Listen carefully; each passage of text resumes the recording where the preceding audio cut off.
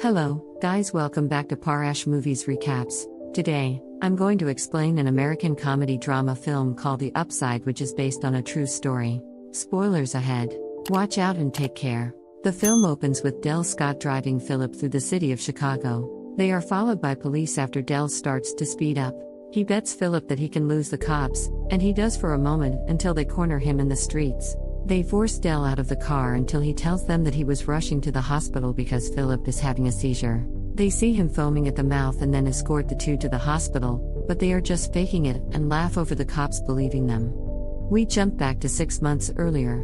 Del is a recently released convict who is meeting with his parole officer to try and turn his life around. He must obtain a number of signatures and hand them in by the next day. He goes around to different workplaces with little to no interest in what they offer other than the signatures. Del's last stop is Philip's home. As he is a quadriplegic, Philip interviews several candidates alongside his assistant Yvonne for the position of Philip's caregiver. Del waits for over an hour to be called in, and he barges in during an interview demanding to be met because he has to go meet his son. Philip decides to listen to Del's story, and when he mentions doing time, Philip asks what he was in for, so Del tries to turn it on him and says that he must be offered the job after being asked that question. Philip does so, but Del declines, as he is not interested in being hired and only wants the signature. Del goes to a school to pick up his son Anthony, but he is told by someone that his mother picked him up. Del visits Anthony and his ex Latrice. Neither of them has much interest in Del trying to be there now, what with him being absent for most of Anthony's life. It doesn't help that he and Latrice live in a crummy apartment that is falling apart. Del gives Anthony a storybook for his birthday, except it's a book he swiped from Philip before leaving.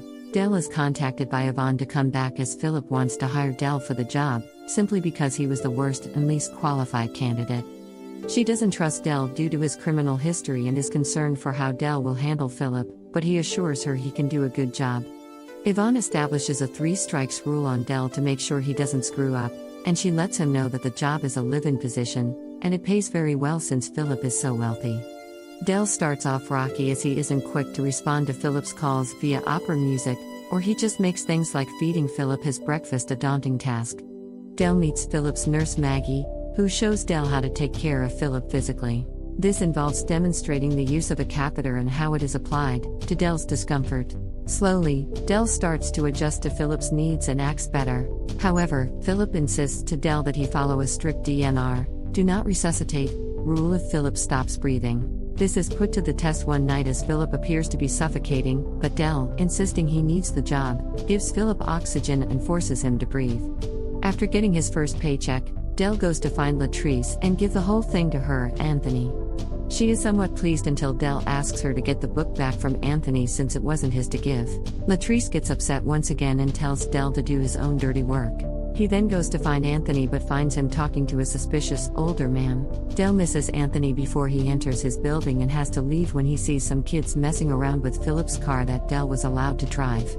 He is then contacted by Yvonne, and when he returns to Philip's home, Yvonne calls his absence his 3rd strike and tries to fire him until Philip clarifies that he allowed Del to take the car to see his son. Del takes Philip around the city after smoking a joint to ease the pain that Philip feels in his legs. During their walk, Philip tells Del how he became a quadriplegic. His late wife Jenny was suffering from cancer at the time, and so Philip proposed that they go paragliding to take her mind off of things.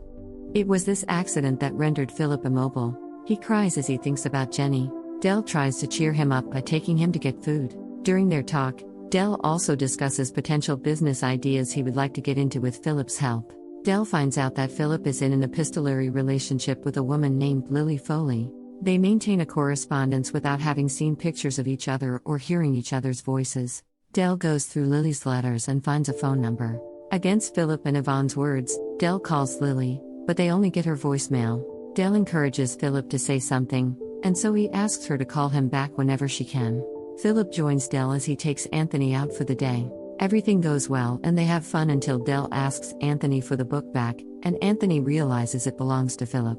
He gives it back to Philip but walks away from Del. Del and Philip go home to find that Yvonne has organized a surprise party for Philip's birthday. He is displeased, as he doesn't want anything like that. He orders Yvonne to get rid of the guests while he and Del have an argument, which leads to Del smashing things for Philip's catharsis. They decide to let the party continue and mingle. Dell even gets Yvonne to dance. Meanwhile, a neighbor named Carter that Philip can't stand approaches him about Dell's criminal record and to reconsider keeping Dell around for the sake of the other residents in the building, but Philip ignores Carter. Yvonne then goes to Philip to tell him that Lily has called back and would like to set up a dinner date. Dell sits with Philip in a restaurant a few days later as they wait for Lily to show up.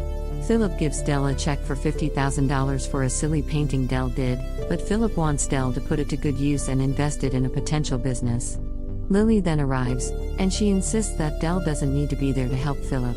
However, during the meal, Lily admits that while she knew about Philip's condition, the whole thing wasn't what she was expecting.